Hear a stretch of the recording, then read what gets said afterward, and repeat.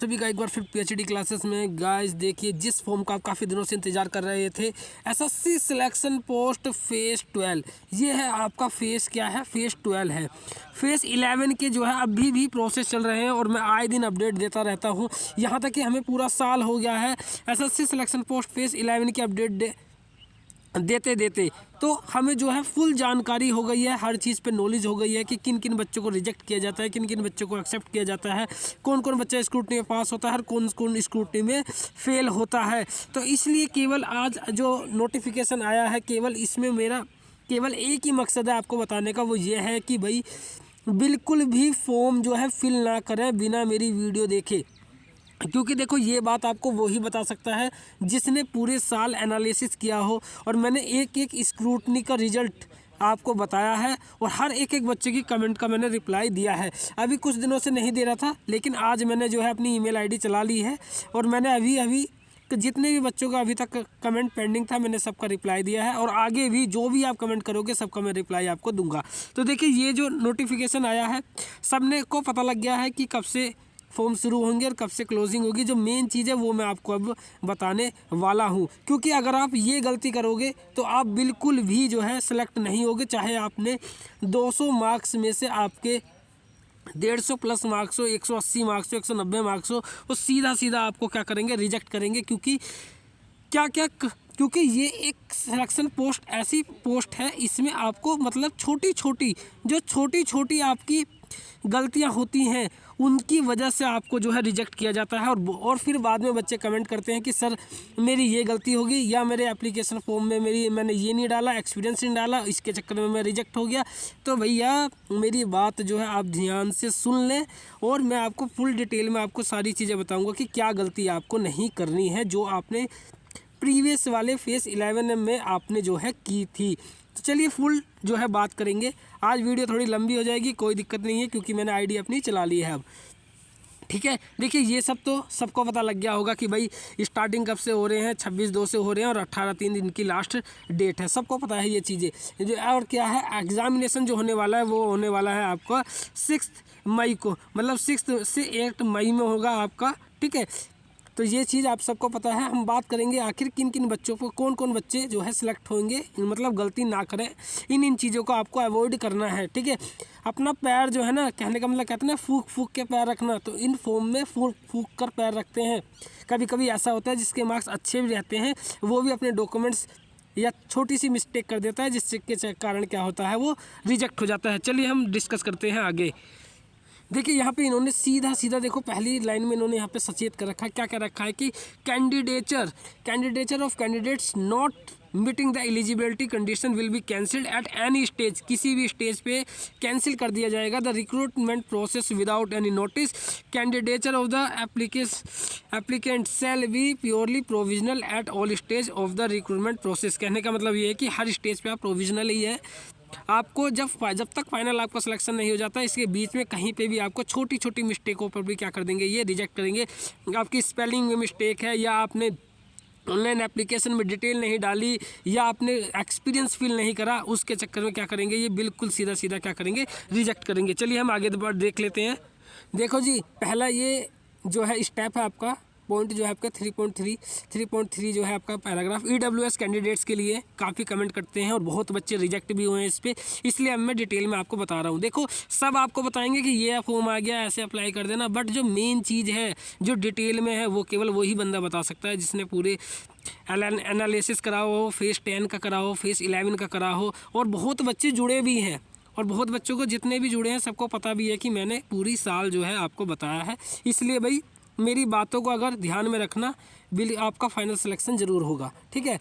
देखिए, इसमें यहाँ पे सीधा लिखा हुआ है कि जो EWS कैंडिडेट्स हैं उनके लिए क्या है, the crucial date for submitting the income and asset certificate by the candidates may be treated as the closing date for receipt online application. कहने का मतलब 18/3/2024 से पहले का आपका EWS सर्टिफिकेट क्या होना चाहिए, बना होना चाहिए। अगर आपका इसके बाद का EWS सर्टिफिकेट है तो सीधा क्या है, आप रिजेक्ट हैं, ठीक है। कुछ बच्चे सोचेंगे कि भाई अब आ गए हैं, इसके बाद क्या है, EWS सर्टिफिकेट बनवा के उस पर अप्लाई कर देंगे, तो आप क्या हो जाएंगे, रिजेक्ट हो जाएंगे अगर आपने 18/3 से पहले का जो है नहीं बनाया है। तो समझ गए हैं आप ये वाला टॉपिक। चलिए अब हम आगे देख लेते हैं। और जो बच्चे SC ST OBC EWS इन सब में अगर वो फ़ी कंसेशन क्रूशल के क्लेम करते हैं रिजर्वेशन का, तो सभी को जो है अपना 18/3/2024 से पहले का ही बनवाना है, अनिवार्य है। ठीक है, यहाँ पे इन्होंने दे रखा है कि जो भाई सेंट्रल गवर्नमेंट सिविलियन एम्प्लॉय है उनके लिए जो 3 ईयर की क्या दे रखी है, छूट दे रखी है, बट उनको भी सर्टिफिकेट बनवाना अनिवार्य है।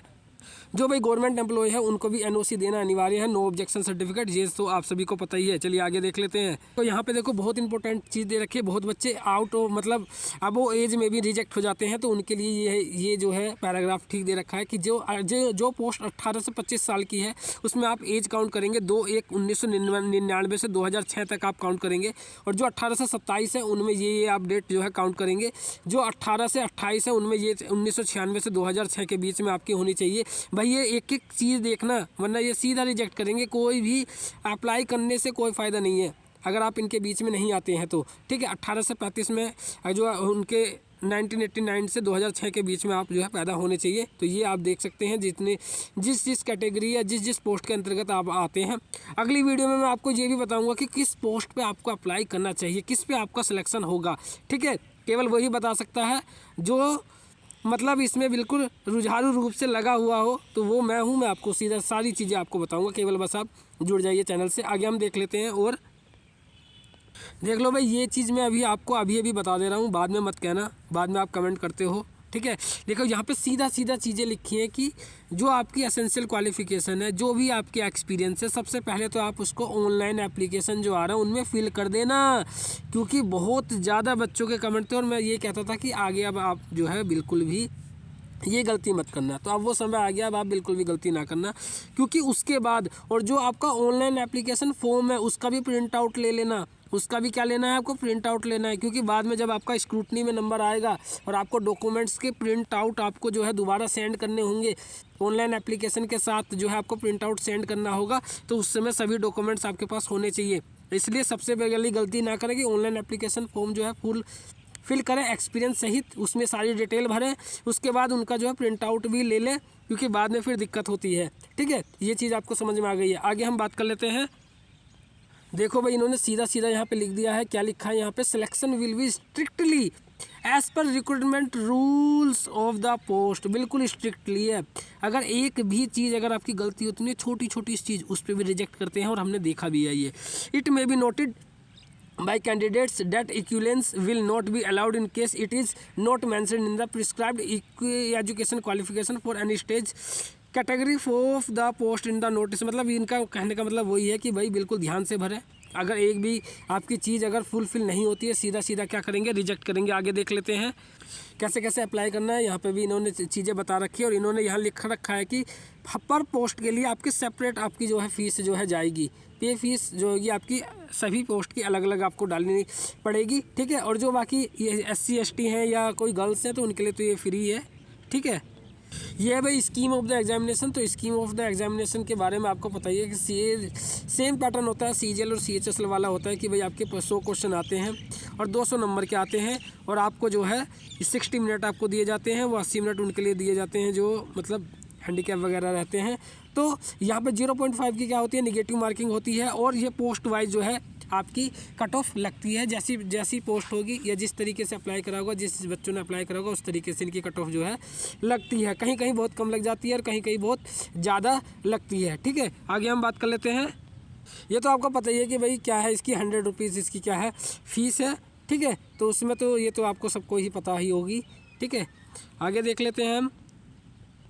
बहुत बच्चे जब उसके बाद स्क्रूटनी में सेलेक्ट होते हैं तो वो उनके पास डॉक्यूमेंट्स की भी बहुत ज़्यादा डिमांड आती है कि सर क्या है हमारे पास। तो देखिए भाई, पासपोर्ट साइज आपके पास कलर फोटोग्राफ होना चाहिए, वैलिड ID फ़ोटो ID होनी चाहिए आपके पास। ठीक है, और उसके बाद वही है Aadhaar card, PAN card, passport, I card, employ, मतलब इनमें से कुछ भी आपके पास जो रहता है तो वो ये सब चीज़ें आपके पास होनी चाहिए। मार्कशीट वगैरह होनी चाहिए आपके पास। ठीक है, फ़ोटो आइडेंटिटी कार्ड होना चाहिए, मतलब वही चीज़ें जो मैंने अभी आपको चीज़ें बताई थी। बाकी मार्कशीट मतलब जो चीज़ें इसमें मांगी गई है सब चीज़ आपके पास होनी चाहिए। डॉक्यूमेंट वेरिफिकेशन के बारे में देखिए यहाँ पे बताया गया है। देखिए यहाँ पे दिया गया है कि उसके बाद जब आप क्वालिफाई कर जाएंगे तो आपका जो डॉक्यूमेंट्स वेरिफिकेशन होगा वो यूज़र डिपार्टमेंट करवाएगा आपको, ठीक है। और उसके बाद आप जो है उनका वेन्यू चेंज नहीं कर सकते, इन्होंने इसके बारे में भी यहाँ पे बताया है। जो वो जिस जगह वो बुलाएंगे उस जगह ही आपको क्या है जाना पड़ेगा, ठीक है। तो देखिए यहाँ पे वो सारी चीज़ें दे रखी कि डॉक्यूमेंट वेरिफिकेशन में क्या क्या लेके जाना पड़ेगा, तो ये बात की बात है। फिर भी आप जो है पढ़ सकते हैं। यहाँ पे मैट्रिकुलेशन सर्टिफिकेट होना चाहिए, एजुकेशन क्वालिफिकेशन होनी चाहिए आपके पास, ठीक है। रिलेवेंट फील्ड के सभी डॉक्यूमेंट्स होना चाहिए, एक्सपीरियंस सर्टिफिकेट मांगा है तो होना चाहिए, कास्ट सर्टिफिकेट होना चाहिए। अगर आप जनरल से है तो कोई कास्ट सर्टिफिकेट नहीं लगेगा। ESM में एक्स सर्विस मैन है तो उसके आपके पास होने चाहिए सर्टिफिकेट। डिसेबिलिटी का सर्टिफिकेट होना चाहिए आपके पास, ठीक है। तो कुल मिला के जो सर्टिफिकेट हर गवर्नमेंट मतलब एम्प्लॉय के लिए लगते हैं वो सभी आपके पास होने चाहिए। ये रहा भाई सिलेक्शन प्रोसीजर। तो सिलेक्शन प्रोसीजर में कुछ नहीं है, केवल आप एक एग्ज़ाम दो, मल्टीपल चॉइस का जो एग्ज़ाम पैटर्न है जो मैंने अभी आपको बताया, केवल वो क्वालिफाई करो। उसके बाद सभी में एक ही होता है, एक ही एग्ज़ाम होता है, उसको ही क्वालिफाई करना रहता है।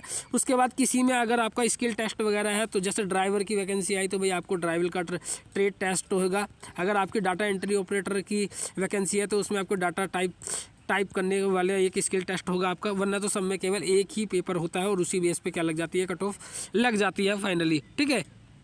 देखो भाई इन चक्कर में भी बहुत बच्चे रिजेक्ट होते हैं। एक तो SC/ST सर्टिफिकेट का जो फॉर्मेट होना चाहिए वो इस टाइप का होना चाहिए। तो भैया आप लोग देख सकते हैं और आप डाउनलोड भी कर सकते हैं, ऑफिशियल साइट पे दे रखा है, वरना आप मुझे मेल कर देना HS960064@gmail.com पर, मैं आपको सेंड भी कर दूंगा, ठीक है। तो ये है भाई, इसे आप देख सकते हैं। नीचे फॉर्मेट इन्होंने औरों का भी दे रखा है, तो इस पर भी आप देख सकते हैं। सारी चीज़ें इन्होंने दे रखी है, ठीक है। तो ये आपको दे रखा है, ये भी देखो डिसएबिलिटीज़ जो है उनका दे रखा है। यहाँ पे देखो एनेक्सर में सेम इसी फॉर्मेट का लगाना भाई। अगर हल्का सा भी इधर उधर होगा सीधा रिजेक्ट कर देंगे ये, ठीक है।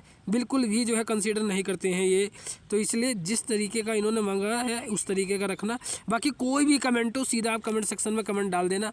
हर चीज़ की अपडेट या कोई भी डाउट हो सबकी जो है सॉल्यूशन आपको कमेंट सेक्शन में मैं दे दूँगा। अब आप टेंशन ना लें, हर कमेंट का रिप्लाई आपको मिलता रहेगा। ईमेल आईडी मेरी चल गई है, ठीक है। तो यहाँ पे ये सारे फॉर्मेट दे रखे हैं, आप यहाँ नीचे देख सकते हैं। और फिर भी डाउट हो तो भाई ये देखो एक्स सर्विसमैन का दे रखा है। फिर भी कोई डाउट है तो आप मुझे बता देना आप। और एक अपडेट और बता देता हूँ मैं आपको कि NR रीजन से भी एक स्कूटनी का रिजल्ट जो है जारी हुआ है, वो JEE का हुआ है, ठीक है। तो वो आप देख लेना, ठीक है। और बाकी मैं आपको अभी डिटेल वीडियो बताऊंगा आपको कि किस पोस्ट पे आपको अप्लाई करना है, किसकी जो है मेरिट लिस्ट जो है वो कम जाएगी, ठीक है। किसकी जो है लिस्ट कम जाएगी, किसकी हाई जाएगी। अगर सिलेक्शन लेना है तो भाई मेरी बात मान लेना, बाकी हर चीज़ आपके हाथ में ही है, ठीक है। तो भाई वीडियो अच्छी लगे तो लाइक कर लेना। चैनल से केवल बस आप जुड़ जाइए सिलेक्शन पोस्ट फेस की पल पल की अपडेट के लिए, चाहे किसी भी रीजन से हो, ठीक है। Thank you so much for watching my video. Thank